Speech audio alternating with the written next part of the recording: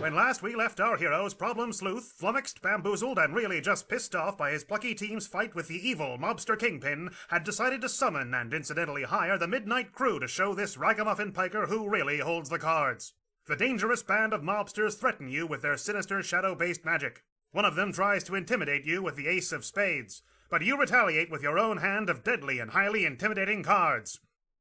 Wait. These are not the intimidating cards you hoped to show them.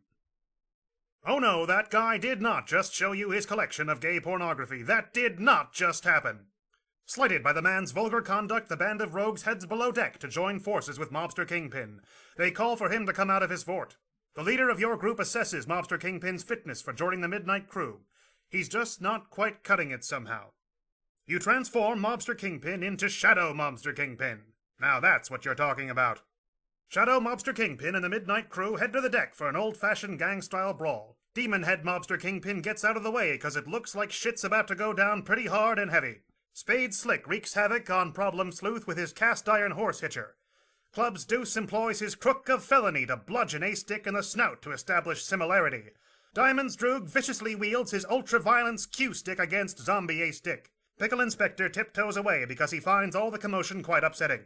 Hearts Boxcars wonders where the devil he thinks he's going. Hearts Boxcars deals Pickle Inspector a savage whipping with his TV antenna. The Midnight Crew allow laborer wasps to collect shadow nectar from the protagonists and then perform their dreaded hive ragtime, Fill 'em with Midnight. The wasps have completed their grim labors. The comb throbs with black liquid misery.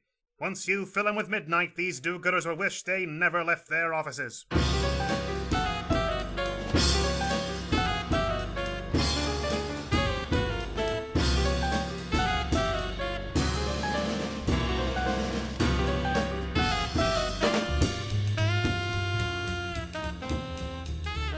Problem Sleuth, you've been pushed to the limit by the larcenous Midnight Crew. You have no hope of defeating these felons unless you resort to measures of desperation.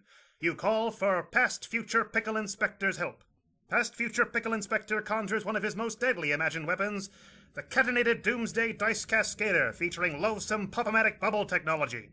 You press the prime bubble to allocate the empty Catenator crucibles with bubbles. You rolled a 6, the most favorable result. The crucibles are allocated with 6 Cascader bubbles each containing a D6. You press the first Cascader. The result is a 2. Not very good, but it's just the beginning. The other 5 Cascader dice are multiplied by this number to become 12-sided dice. The second Cascader is pressed for a resulting multiplier of 8. The remaining 4 dice now have 96 sides each. The third Cascader is pressed for a resulting multiplier of 35. The remaining 3 dice now have 3,360 sides each. The fourth Cascader is pressed for a resulting multiplier of 2,922. The remaining 2 dice now have 9,817,920 sides each. The fifth Cascader is pressed for a resulting multiplier of 5,101,894.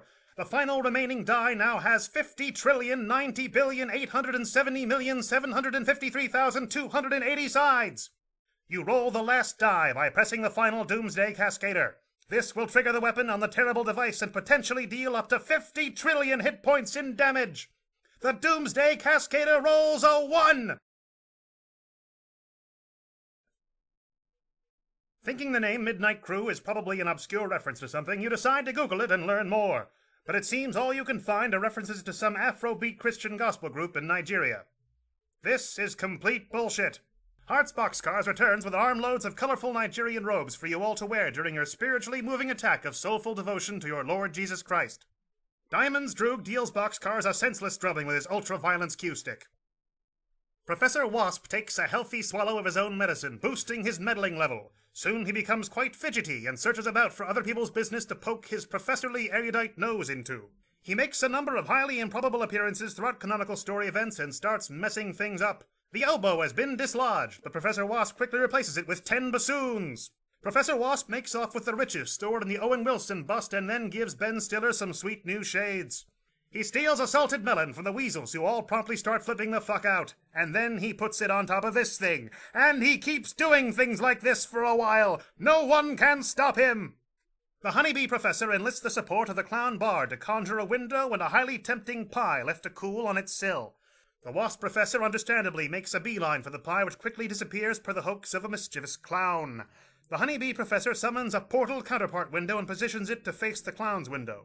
The wasp's frantic trajectory is sandwiched between the two windows. In pressing the windows together, the professor and the clown make a grave miscommunication. One of the windows knots inside the other, forming a tight spiral window wreath. Wasp professors fire in all directions.